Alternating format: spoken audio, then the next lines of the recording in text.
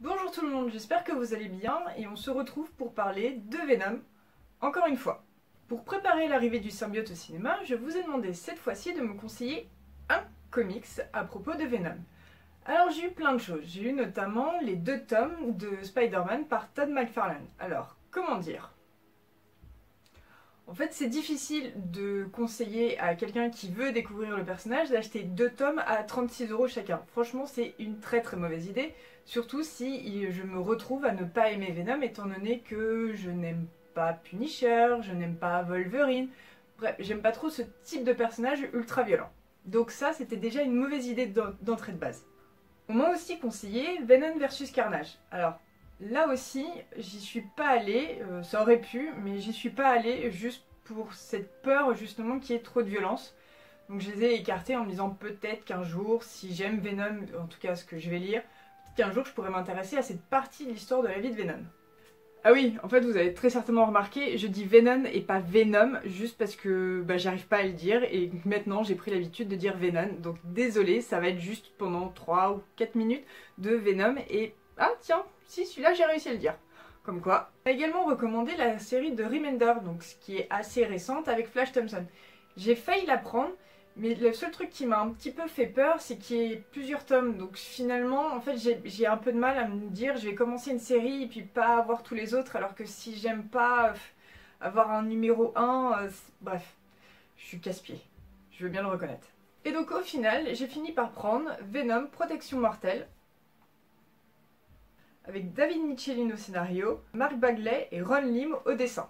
En réalité, j'ai trouvé ça plutôt pas mal, parce qu'on est à la période dans la vie de Venom où Venom et Eddie Brock partent à San Francisco et où finalement ils décident un peu d'être des héros, enfin je dirais plutôt des anti-héros, parce que même s'ils défendent la veuve et l'orphelin, ils ont quand même des méthodes très radicales, à savoir défoncer des têtes, voire même manger des têtes je crois à un moment. Donc c'est un bon compromis parce que Venom tente de tenir la promesse qu'il avait faite à Spider-Man, à savoir tenter d'être gentil et d'arrêter d'être un simple méchant et d'être un simple connard, et d'utiliser ses capacités, d'utiliser sa force et d'utiliser, bref, tous ses attributs physiques aliens pour faire quelque chose de bien et s'inspirer un peu de Spider-Man. Alors pendant ces 6 numéros, Venom tente d'aider une société cachée qui vit dans une cité souterraine. Il tente aussi d'empêcher d'avoir des enfants non désirés suite à des expériences scientifiques. Et aussi, il doit un peu gérer Spider-Man qui décide de faire le voyage de New York jusqu'à San Francisco parce que Spider-Man se méfie encore un peu des bonnes intentions de Venom, surtout de ses méthodes. Au final, la lecture, ça passe. Ça sent que ça a été fait en 1993, notamment à cause des dessins.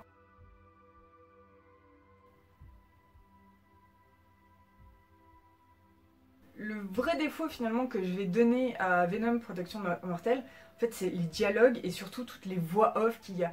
Il y a des cases dans tous les sens, ça alourdit la lecture et j'ai cru vraiment que j'allais jamais arriver au bout des 6 numéros, qui d'ailleurs m'ont un peu donné l'impression d'être 8 numéros, tellement il y avait de trucs à lire, et bref.